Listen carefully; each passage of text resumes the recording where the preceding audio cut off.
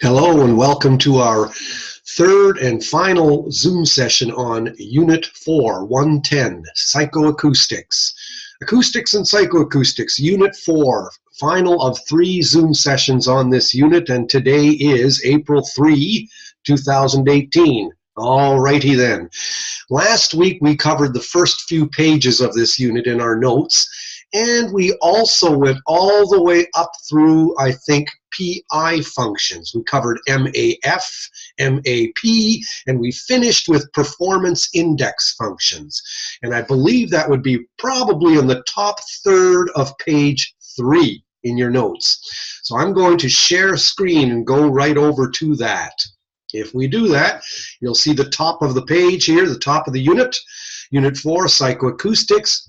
All this is old hat, absolute threshold, signal versus noise, bias, clinical audiometry, method of limits, ascending, descending approach, Hewson, Westlake, all that jazz. Then we covered MAF, MAP, and now we get to psychometric functions and psychoacoustic results. So right here, and then we'll quickly wind on down to binaural hearing and why we have 2 ears. That's on page 4, the next page. But let's quickly look at this for a second. Psychometric functions. The horizontal axis represents decibels, and the vertical axis represents percent correct. Now I'll show you what I mean by that. We'll go over to this picture here in our PowerPoint and we'll work on down. And remember last week we covered minimal audible field, and we said dBSPL on the vertical axis, horizontal on frequency on the horizontal, and we said 0 dBSPL is the softest it took to hear a 1000 hertz tone at 1 meter distance from a speaker with 2 ears. Okay, we called that 0. Let's see how different decibels are required to hear all the different tones other than 1000 hertz at 1 meter distance from a speaker with 2 ears.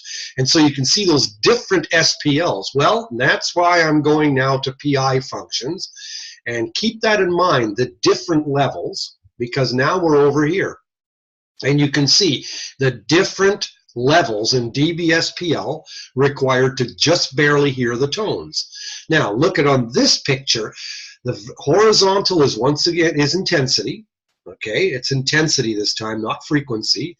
The intensity of individual tones. So you got 1000, 2000, 4000, 5, 250, and 125. Okay, 6 of the 7 octave frequencies we use to test hearing. Now, the word recognition score, in other words, percent that the person heard it. Not the word, let's just say the recognition score, the percent of times that the person heard it. Okay, so let's look at 1000 hertz. Let's say the guy's threshold was 10 dB, okay, for 1000 hertz. If I presented 1000 hertz, look where my cursor is. At 0, he's never going to hear it. If I presented at 10, he's usually going to hear it. See where my cursor is? If I present it at 15 or 20, he's always going to hear it. And same with 2000 hertz. Remember, so 2000 hertz, and that would be this line. And 4000 hertz would be this line here.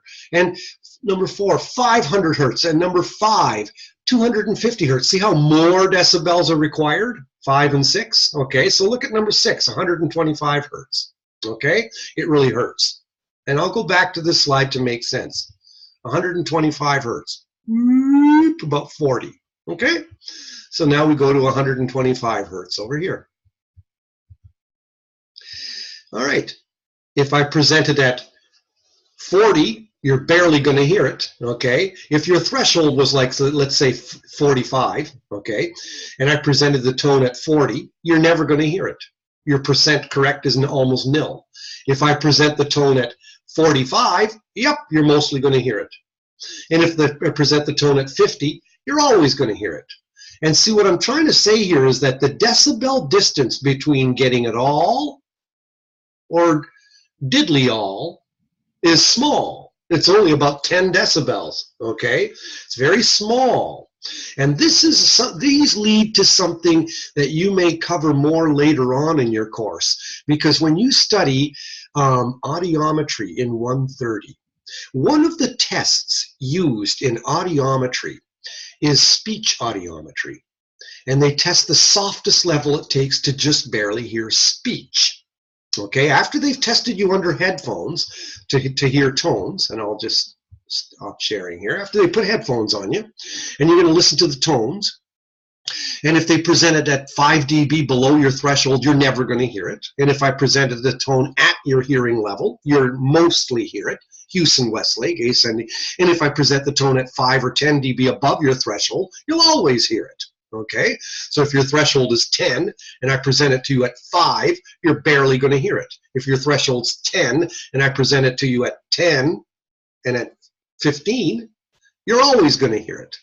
Okay, read it again. If I present it to you, if your threshold is 10 and I present the tone to you at 5, you're barely ever going to hear it. If your threshold is 10 dB and I present the tone to you at 15, you'll always hear it. And that's what I mean by these performance index functions. If I present it lower, you'll never hear it. Above your threshold, you'll always hear it. So the PI function is steep. The decibel distance between getting it all the time or getting it none of the time, that decibel distance is small. And that's what we mean by PI functions, okay?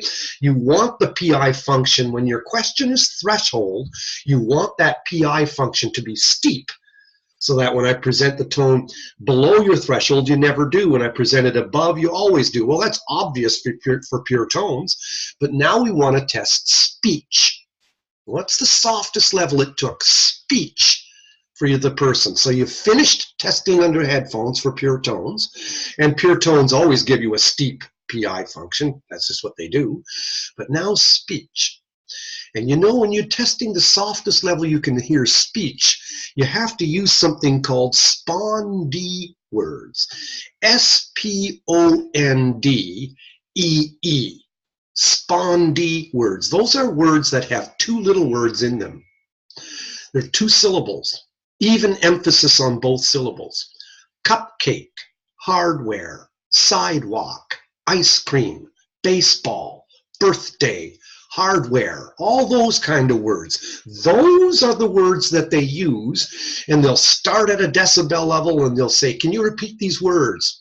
Say, and they'll cover the face. Say hardware, and the guy says hardware, and then you lower it 10 dB. Cupcake, cupcake, and you lower it 10 dB. Baseball, baseball, you lower it 10 dB. And you keep going lower till the guy doesn't get it anymore, and then you go up by 5 dB. You see, you descend by 10, just like with pure tones, until the guy doesn't hear it anymore, and then you ascend by 5 until he does. And 2 ascending responses at the same level is his threshold for hearing those words. But you know why they use SPONDEE words and only SPONDEE words? The reason why is because they too, just like pure tones, they too give steep PI functions. That's why we use them. You have to. Okay? Same steep functions for SPONDEE words. Okay? They have to be SPONDEE words. Otherwise, the function won't be steep. You want the function to be as steep as the pure tones. Okay? If you use single syllable words, that won't happen. If I use single syllable words, say the word cow, say the word milk, say the word tree, okay, and I go softer, softer, softer, softer, okay, that you will not, you'll get a shallower performance index function. Let's say the guy's threshold is 15. Right here, see the white line? Pretend his threshold is 15. If I read SPONDEE words to the guy at 5, he's never going to get them. If I read SPONDEE words at 10, he might get a couple. See where my cursor is? If I read them to him at 15, yep, he's mostly going to get them. If I read those words to him at 20, he's always going to get it. See, number 1 here, the decibel distance between getting them all or null or diddly all is small. But if I used single syllable words and did that, okay, now you've got a huge decibel distance between getting none or getting all of them. So if I said single syllable words to the guy at 10 dB, he's not going to get them. If I say single syllable words at 15, he's only going to get like 20% of them. If I read single syllable words to the guy at 20, he's only going to get about 30% of them. If I read single syllable words to him at 30, now he's beginning to get most of them. If I read single syllable words to the guy at 40, now he's getting them all. You see? So if his threshold was 15, the decibel distance between getting all the words took like 50 here versus getting none of the words at 5, okay? That decibel distance was not small. And that's why single syllable words are not, repeat, not used for testing the threshold for hearing speech. Only spondee words are. Do you know what single syllable words are used for in testing for speech? Single syllable words are used for testing one's clarity of hearing. You make the words easily audible to the client. So now you're not testing threshold anymore. You make the words easily audible to them. And you say, okay, now I'm going to cover my face. And you say these words back to me. And you say, you're going to cover your face with a little book here. Say the word cow.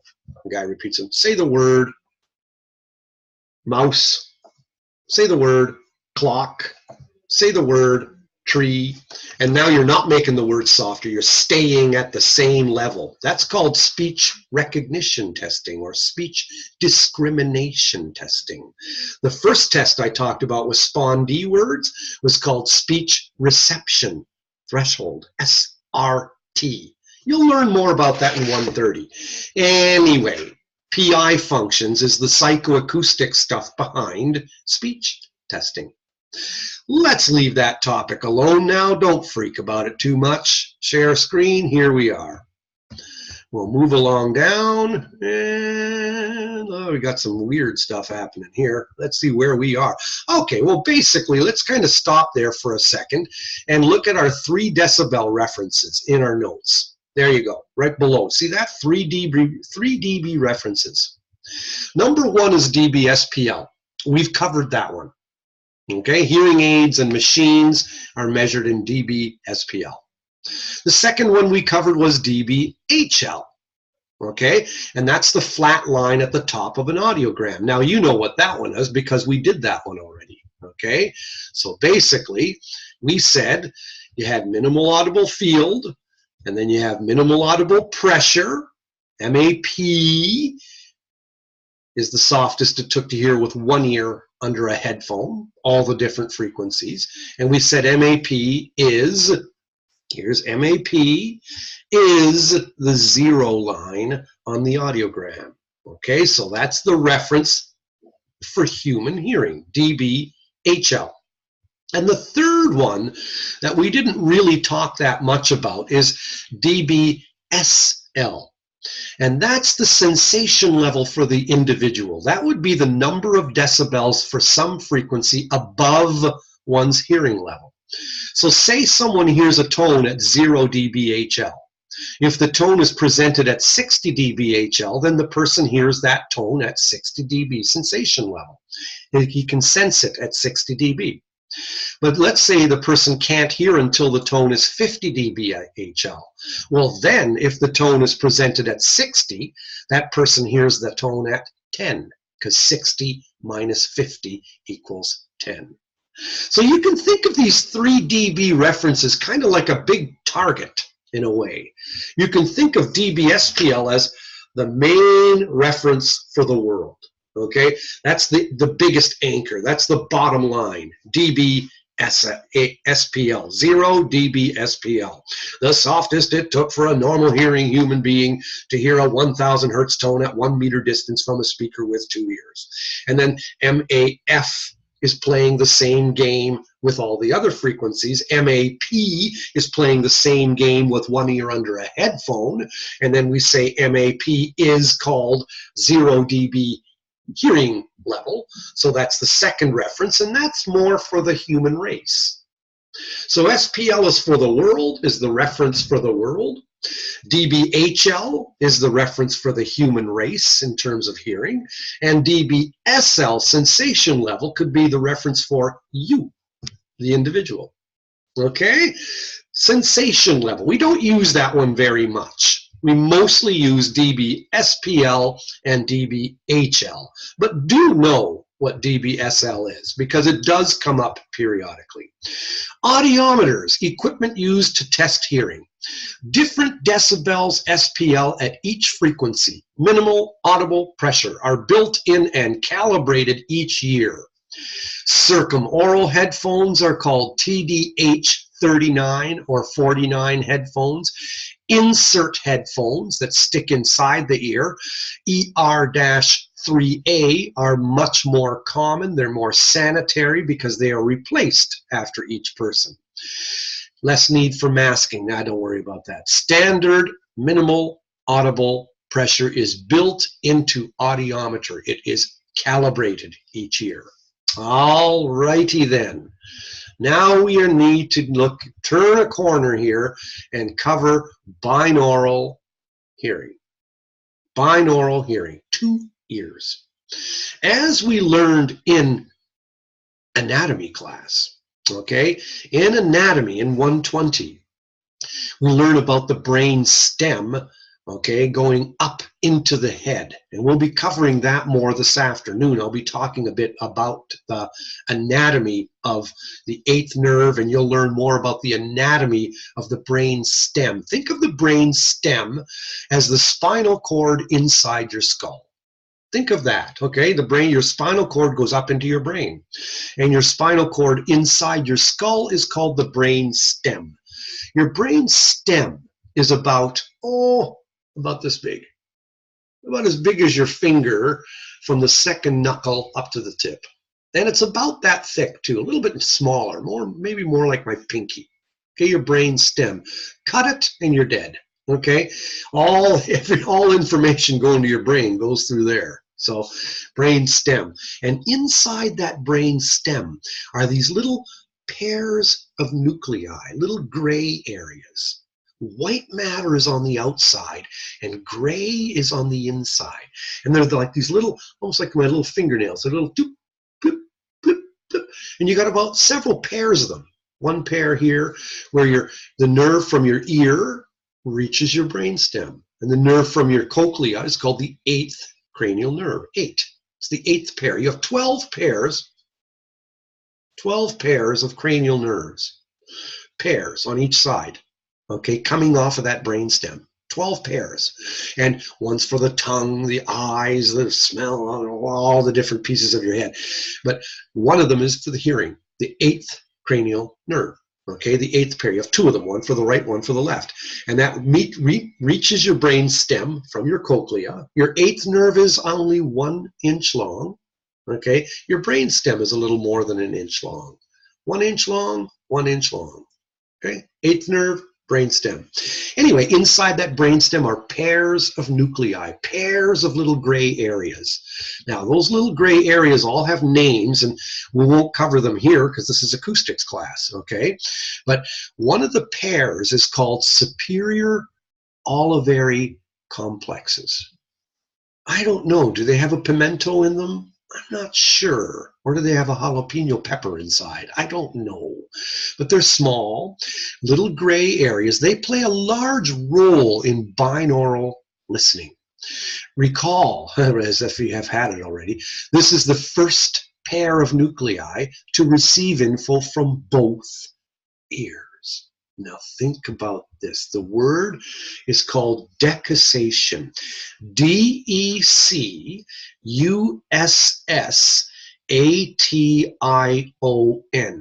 Decussation. D-E-C-U-S-S-A-T-I-O-N. It means crossover. Crossover. Okay, info from my right ear goes to that brainstem and it crosses over to the other side. And it also goes straight up on the same side. So you've got, and then the info from the left ear goes over to the other side, but it also goes straight up. So you've got ding, ding, ding, ding, and straight up. You've got a whole bunch of crossovers happening.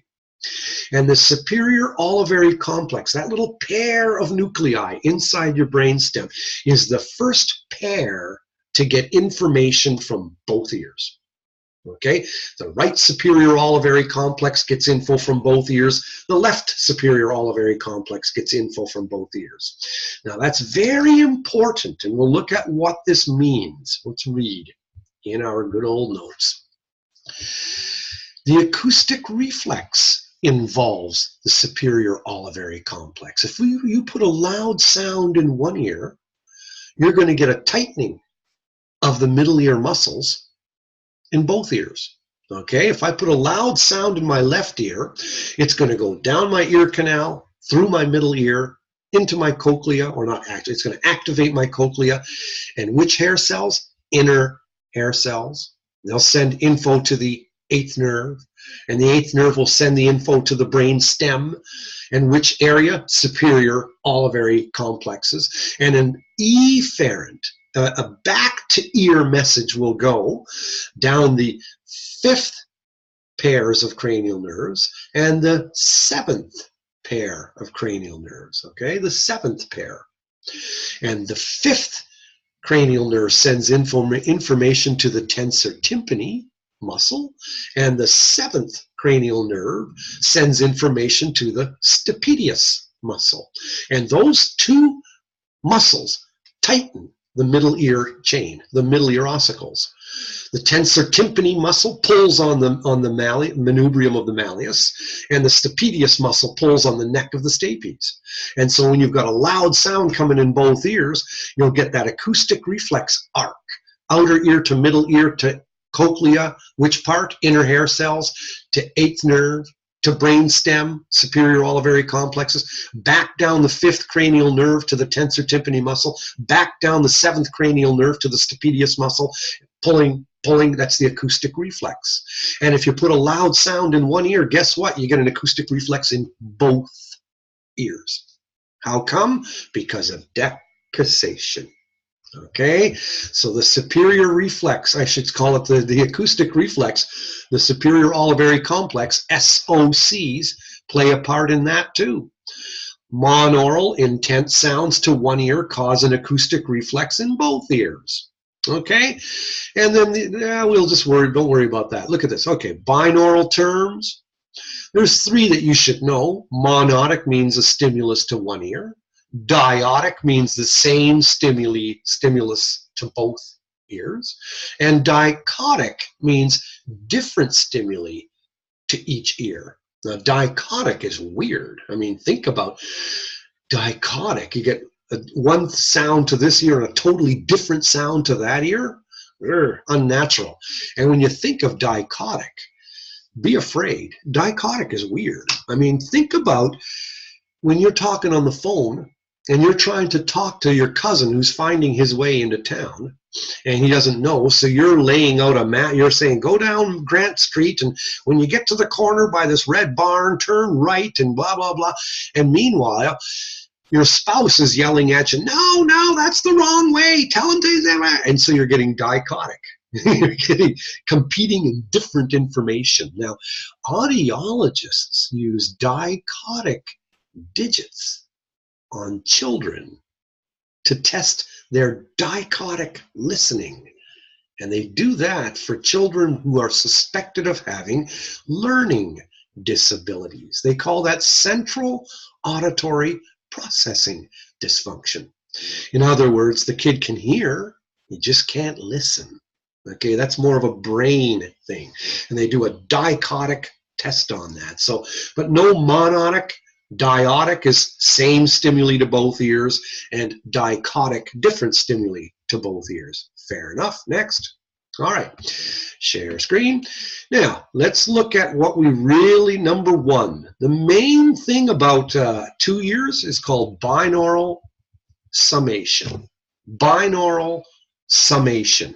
2 ears are better than 1. Okay? Now, think about this one carefully. Increases your threshold by about 3 to 5 dB. Increases your threshold by about 3 to 5 dB. In other words, never think that a person with one ear has a 50% hearing loss. It ain't true. Okay? He has about a 5% hearing loss. Look, if your threshold is 10 dBHL here and 10 dBHL here, together, binaurally, your threshold is 5. Two ears are about 5 dB better than one. If this ear has a threshold of 50 dBHL and this ear has a threshold of 50 dBHL, binaurally, the person's threshold is 45. And that also speaks about MAF and MAP. So let's look at that. That's why MAF and MAP differ by only a few dB. Okay? Oh, this rhymes. That's why MAF and MAP differ by only a few dB. All right. What's the decibel distance here? About 5. Okay? So two ears are about 5 dB better than one. That's called binaural summation. That's number one. That's one thing to know. The second thing to know is we need two ears to localize the direction of sound. Okay, because a one-eared person may have about a 5 decibel deficit compared to a two-eared person. We've described that. No binaural summation. But the biggest hassle for a one-eared person, someone who's deaf in one ear or can only hear out of one ear, that person has a big difficulty telling the direction of sound.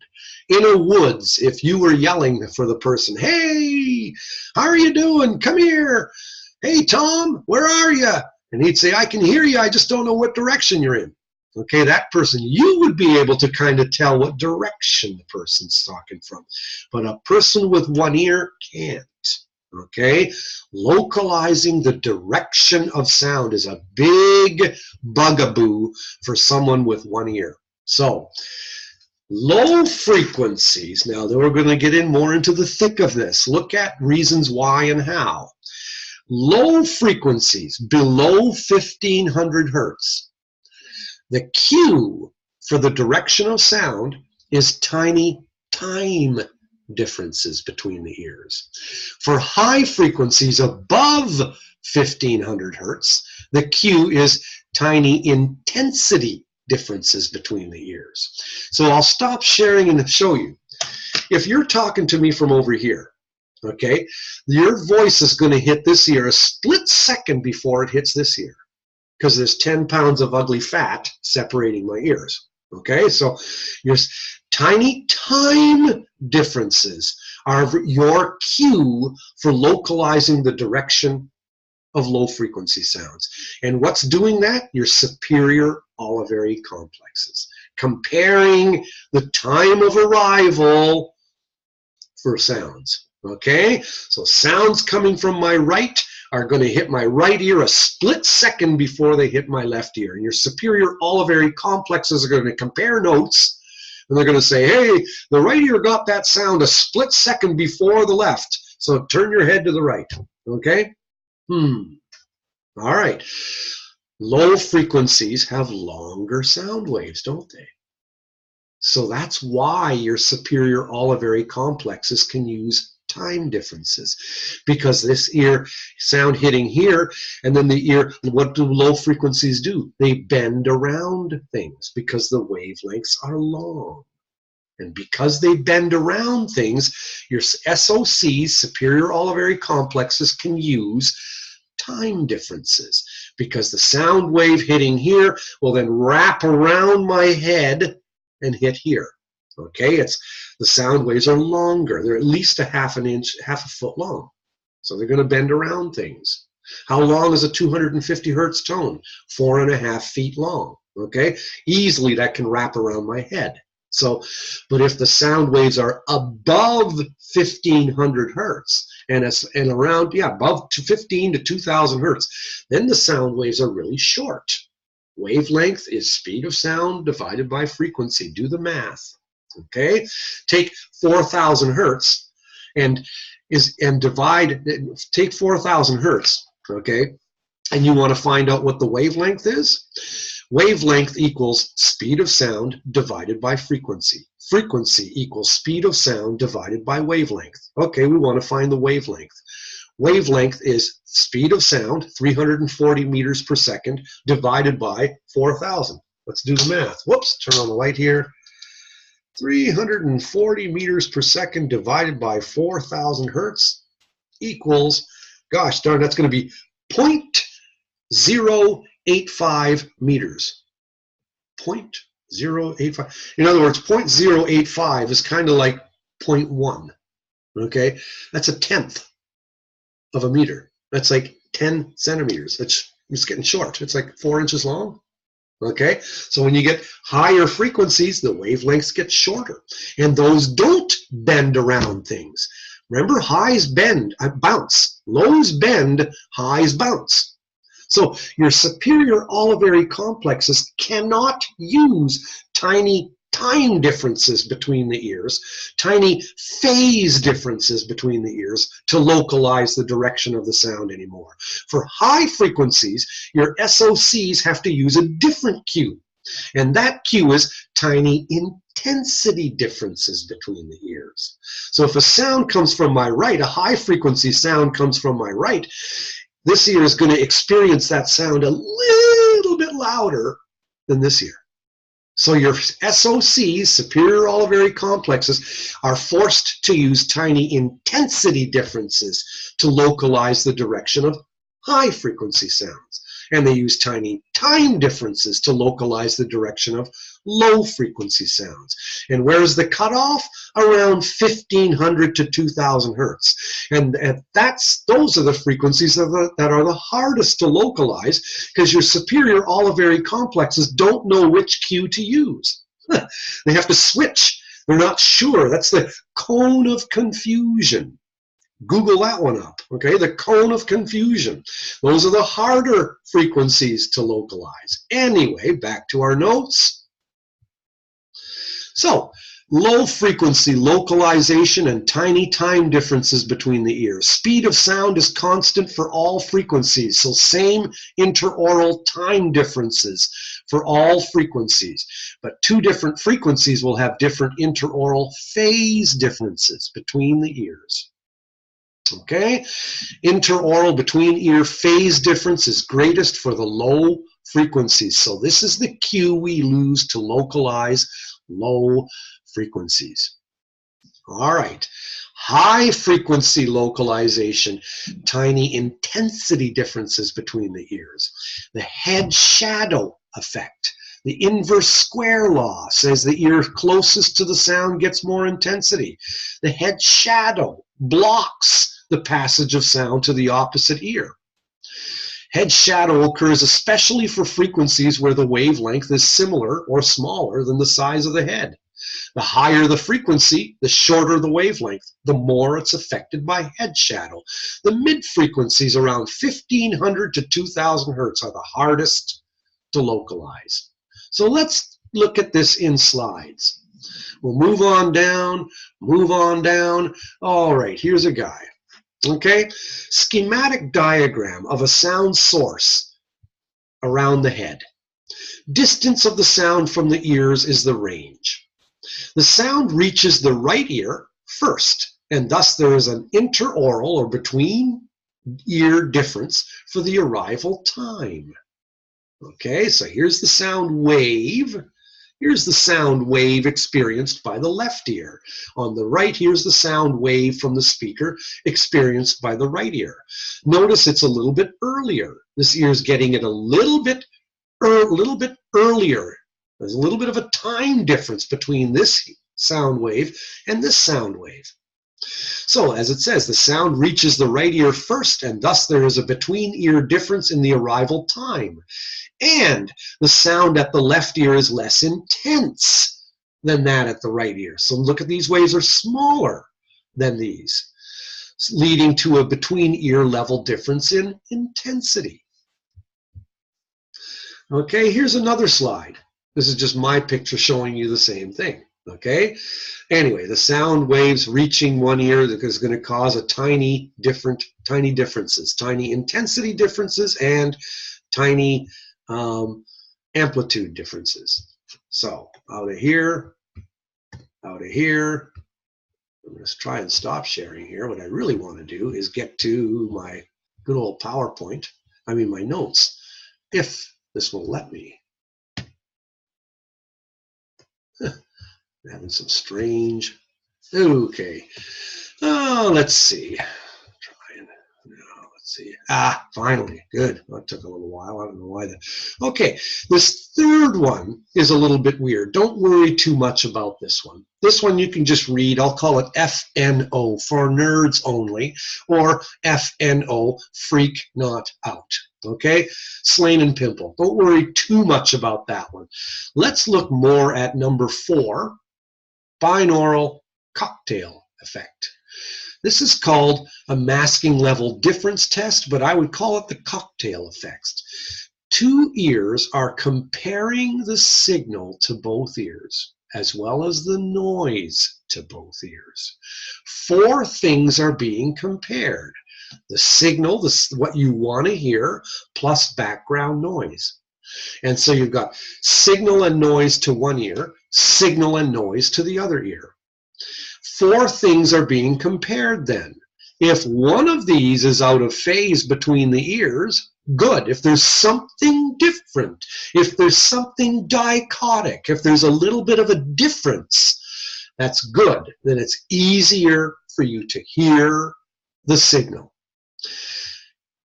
Net result, 2 ears help separate speech from noise. So let's flesh this one out. So here's a person.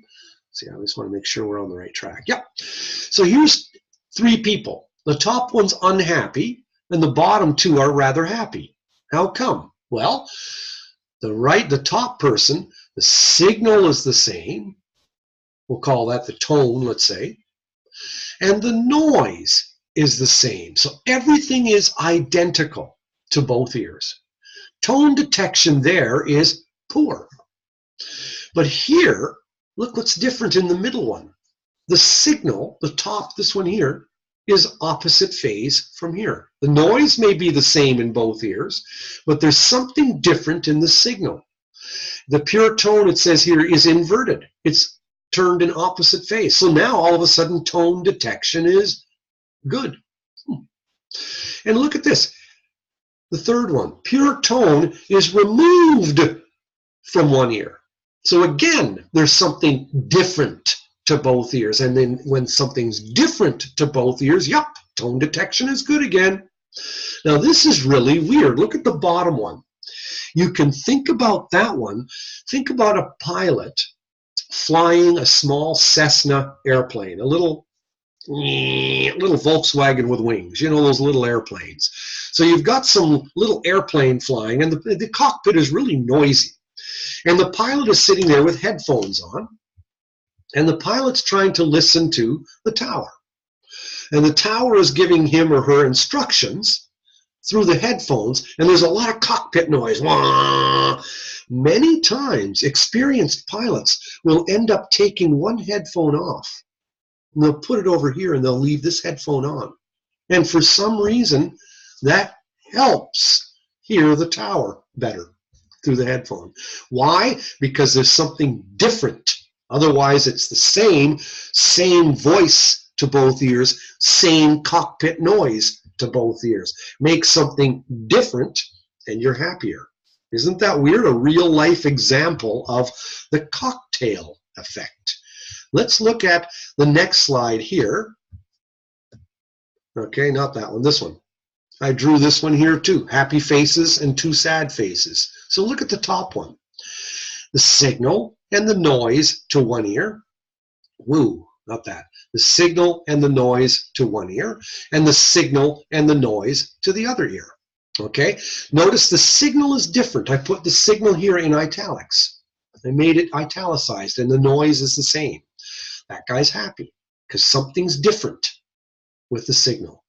And here in the second face, the signal is the same in both ears, but the noise this time is different. So I made the noise different between the ears. That guy too is happy because there's something different. And the third one is like that pilot, okay? The signal is only to one ear, and the same noise is to both ears. that person too is happy. Why? Because there's something different, either in the signal or in the noise. The bottom two faces are not too happy, okay? Because everything is identical between the ears with regarding the signal and the noise. And now the bottom one. This relates to our topic today. The signal and noise to one ear, and the guy can't hear anything in the other ear. Maybe he's deaf in the other ear, okay? A one-eared person. That person does not experience the cocktail effect, okay? That person is having trouble because there's nothing different between the ears, okay? He can't, his two ears aren't comparing anything. They're not comparing the signal, and they're not comparing the noise. In other words, the two superior Oliveri complexes, the right and the left, are not comparing the signal and noise and the signal and noise. There's nothing to compare because the one ear is down. That's all he's got. Better that than this. Okay, so anyway, you know what I mean. So a one-eared person is having difficulty with the various things, and let's look at it. The one-eared person is missing the, whoa, too high, too high, too high. Slow down, slow down, slow down. The one-eared person is missing binaural summation. Has about a 5 decibel hearing loss overall. Okay, so that person is missing binaural summation, which is about 5 dB. Okay, so it's not that much. The big bugaboo is the one-eared person is missing directionality of sound. Can't tell the direction of sound because he or she, his or her superior Oliveri complexes cannot compare the time of arrival or the tiny intensity differences between the ears. Tiny time differences, tiny intensity differences are required in order for us to localize the direction of sound. And the next thing that the person is missing is the cocktail effect. This person cannot compare what's going on in between the ears regarding the signal and the noise. The superior Oliveri complexes can't sit there comparing that stuff. So because of that, the person has a harder time hearing in noise. Underline that. And I would write this in on the bottom of your page. The person with one ear has a harder time separating speech from background noise. See, now that's a real bugaboo. That's a problem. What are you going to say to a student who's deaf in one ear? Definitely preferential seating in the classroom. Okay, sit at the front of the class because that person is going to have difficulty hearing in noise. And that person has different needs, doesn't need so much amplification, but the person has difficulty telling the direction of sound and difficulty separating speech from background noise. Now, we've basically finished binaural hearing. You can also look at binaural beats now just for fun. Just for the heck of it. Let's say you're playing two tones of slightly different frequencies dichotically. Let's say you're playing a frequency of 1,000 hertz and a frequency of 1,005 hertz. Okay? Or you're playing tones of different frequencies. Now don't confuse this with beats that we discussed earlier. With 1,000 hertz and 1,001 hertz, you're going to hear wow, wow, wow, wow. 1,000 hertz and 1,002 hertz, you're going to hear wow, wow, wow, wow, 2 beats per second. 1,000 hertz and 1,005 hertz, 5 beats per second. Wow, wow, wow, wow, wow, wow. Okay, don't confuse it with that. Monaural beats, it says, are a physical acoustics phenomenon. Recall from acoustics, these are caused by phases alternately canceling and reinforcing. Sometimes the two tones add together, other times they cancel each other out. You get that wow, wow, wow in the waves that we discussed earlier. The number of beats we said was the frequency differences between the two tones. And after the beat, the two tones are separated by 10 or more hertz. Finally, it's not beats anymore. Finally, then all of a sudden your ears go, oh, I think I hear 2 different tones. Okay, we discussed that earlier before your midterm. Binaural beats are a neural psychoacoustic phenomenon originating from the low brainstem. Your auditory system lacks the ability to separate two tones close together. It's independent of intensity. You will hear beats even if one tone is below your hearing threshold. So if you're playing the two tones, and even if you're playing one below your threshold, you are going to hear binaural beats.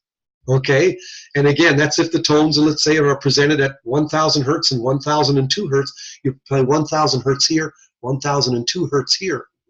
You're going to hear whoa, whoa, whoa, whoa, whoa, whoa, whoa, whoa, whoa. Okay, it's a slightly different thing than when you're hearing with one ear two different tones. Okay, that's what we discussed earlier, but this is more of an esoteric thing. Don't freak about it. It's not the one we cover anywhere on any final exam or quiz. It's just FYI. Okay, so basically the three main things to know about binaural listening are binaural summation, directionality, localization, and 3, the cocktail effect. And know the ramifications or the problems when you have one ear. You lose binaural summation, you lose directionality, and you lose the cocktail effect. Before this discussion, we talked a little bit about dB-SPL, dB-HL, and dB-SL, sensation level. SPL for the world, HL for the human race, SL for you. Okay, and earlier than that, at the very beginning, we talked about performance index functions, PI functions, psychometric functions. Steep ones saying below that decibel level, you didn't get anything. Above the decibel level, you always got it. Okay, sloping one means below threshold, you didn't get it, and as you increased the hearing level, your performance only grudgingly got better. Okay, but that's enough for today. We are done Unit 4. Next week, we do Unit 5, and we'll talk about pitch and loudness. Unit 5, pitch and loudness. And after that, I think we're only going to spend one week on Unit 5. After that, we do Unit 6, which is called the upward spread of masking. And basically, you even have a little bit of that here in your PowerPoint. I should show you here. You got a little touch of that happening. So we'll talk a little bit about your traveling waves inside your cochlea and the very fact that the traveling wave is asymmetrical, much like you studied in 120. So if you have a little high frequency sound, a loud low frequency sound will easily mask it. So we'll talk about why lows mask highs better than highs mask lows. Upward spread of masking. 1 week on that unit, Unit 6. Unit 6, I just about said. Anyway, and then you have the Unit 7. Our final unit is called non-electronic acoustic modifications. Non-electronic acoustic modifications. You can see your units right here. We covered Unit 1, frequency, wavelength, speed of sound. Unit 2, intensity and the decibel from hell. Unit 3, complex sound and speech. Then you had your midterm. Now we've finished Unit 4, which was the biggest unit, okay, in psychoacoustics. Next week's unit is smaller, loudness and pitch. There's a notes and PowerPoint, of course, for each. That's why you're seeing a blue and a red all the time. And then psychoacoustics, loudness and pitch, notes and PowerPoint. And then psychoacoustics masking, upward spread of masking, notes and PowerPoint. And your last unit, non-electronic acoustic modifications in hearing aids.